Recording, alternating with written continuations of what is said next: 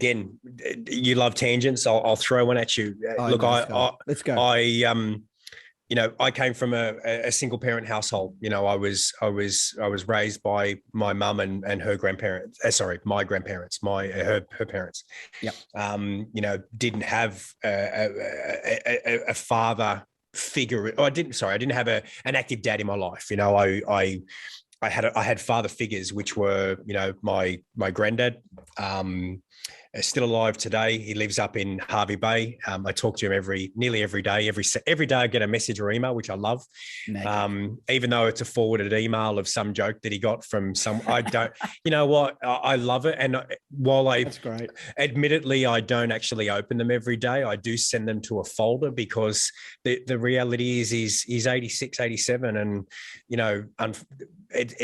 mortality is a real factor to understand for all of us, but certainly as the generation ages. And I just park them because I know one day that call's not going to come, and I know one day that email is not going to be there anymore. So yeah, I've parked them, and it's a bit like going through your Facebook memories, I guess. It's like, I look for not that I look forward to the day that I face losing, because I haven't lost any grandparents yet. I'm 41 and I still have a complete family, and lucky boy. And I haven't gone through that. I've lost friends and I've lost colleagues and I've lost clients, that are family, but I've not directly lost a blood relation, or gone through that process. So, again, having that, I go back to sort of that childhood piece, or even just being raised and mentors. While I didn't have an active dad in my life, I had father figures. They were my granddad. They were my uncle. They were my mum's friends. And look, mum gave birth to me when she was 20. She hadn't turned 21 yet, and that fucking blows my mind. And I know that the world was very different back in 1979, 1980. But I'm an 80s baby.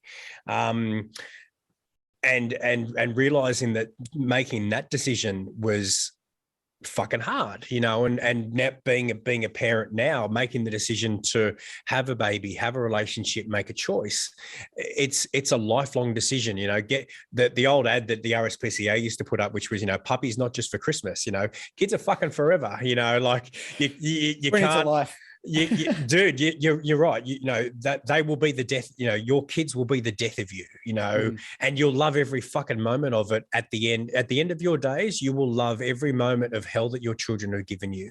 And I say that as a healthy, as a man, as a 41-year-old man that wants to have a happy, healthy life, and will do the things to give myself balance, physically, emotionally, that's that recognition there. But, as far as, good mentors and lessons that I've learned over the years, my first mentor was one of the legends within the Les Mills infrastructure.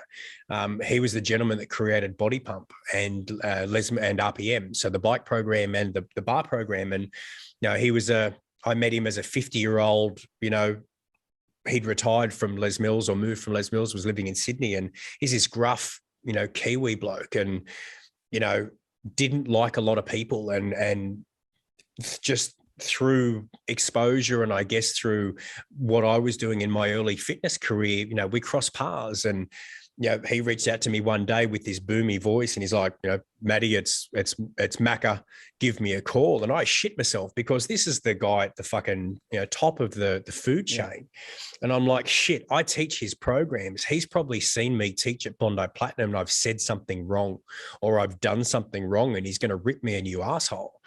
And mate, my heart's in my throat. Everything's swelling up. I'm 25 at the time. Yeah. And I'm like, shit, ring. And we crossed paths because we worked in the same health club in Bondi. And, I had nothing of value, something I learned. I don't know where I learned it, but it was sort of like, if you don't have anything valuable, sometimes just is all that you need to do. Sign of respect, hey, bud, have a great day. And we shared 2 days, Mondays and Fridays, where we had classes in opposite studios. So I would teach a body pump class on a Monday, and he would teach a spin class in the studio that was adjacent.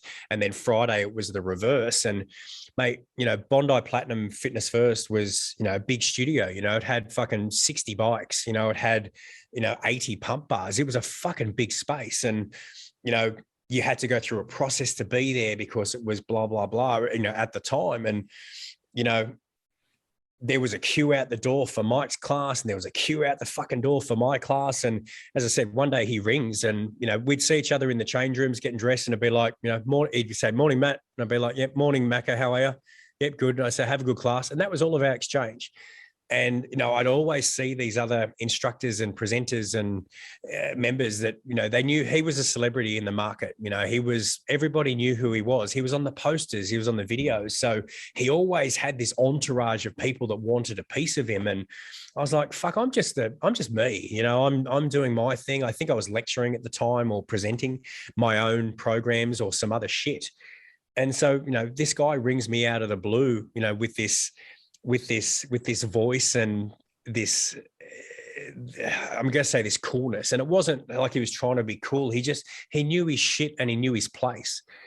And, we get on the phone. He's like, "I would love to have a coffee with you." And I'm shitting myself. I'm like, fuck, I'm going to get roasted. This is the end of my career. And, we sit down and, he asks me a lot of questions. He opens this conversation with, where you at and how are you?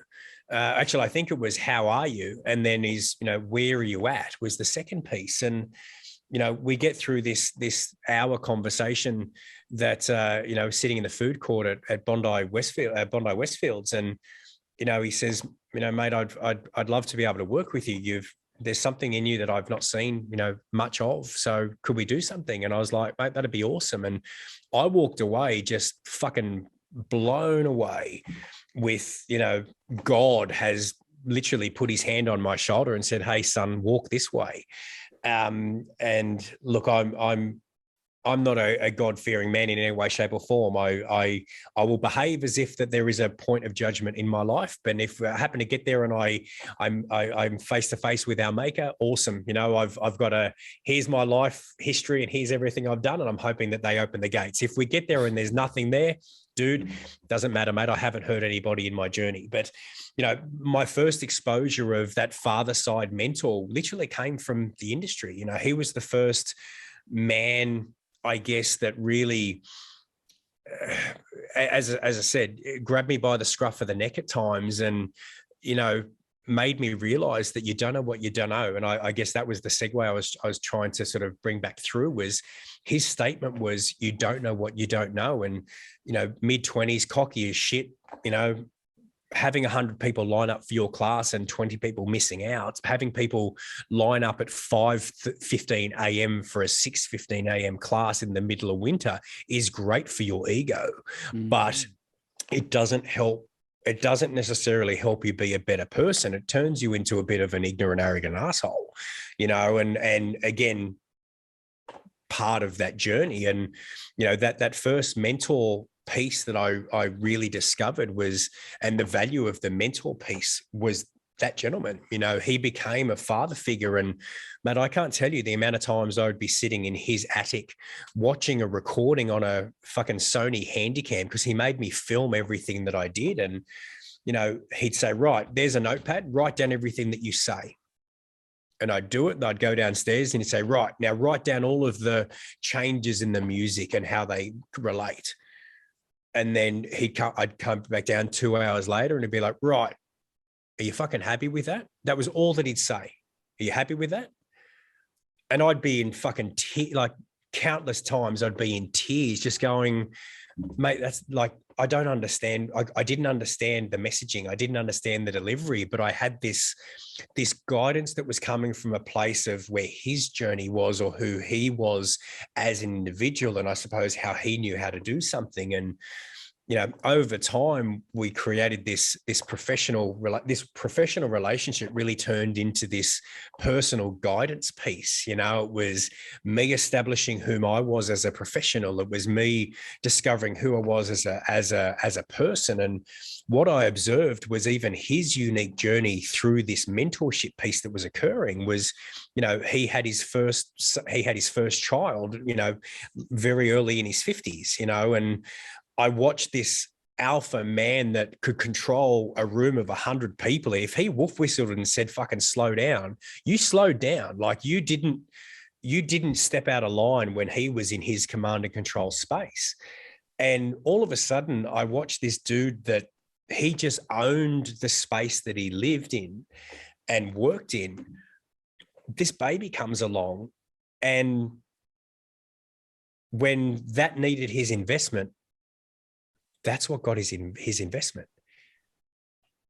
Yet he was still able to do all these other things at a rate that still allowed success for himself and for others within that circle that he had. And again, the circle that I worked within in that space was 3 people. It was Mike, myself, and one other. There wasn't it wasn't 20 people. There was literally 3 of us in this insulated space of development where skills were being transferred, or we were being guided to be able to grow into ourselves. And I was exposed at that point of, here's this guy that is in the industry that I want to be in. Here's this guy with this mindset and mentality where he's really good at his task. But here's a man that loves his boy means the fucking world to him. Like if his little boy needed something, he stopped what he was talking about to do that investment. And I use the word, it's not communicating, it's a fucking investment, stopping when my little boy comes and says, hey, daddy, is a fucking investment. And it's an investment in him that he doesn't know right now, but he will in some way through his development as he grows as an adult. Yeah. It's going to pay fucking dividends. Is it an inconvenience for me if I'm and I work remote a few days a week as part of a job that I have as well, and Tuesday's my work from home day and Fridays, and I'll often be on calls and my little boy will come through and be like, daddy. And mate, I can be deep in an important, and I use inverted commas for importance because it's all perspective. Mate, just give me a sec.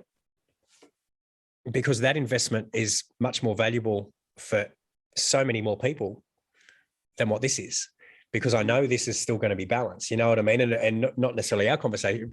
What I mean is, not in this instance where we're talking, but whomever I'm talking to, this is okay. That 10 seconds, 30 seconds, 2 minutes, it won't matter. Mm-hmm. But 30 seconds of investment here is going to pay me dividends. That's the best fucking savings account that I can ever create.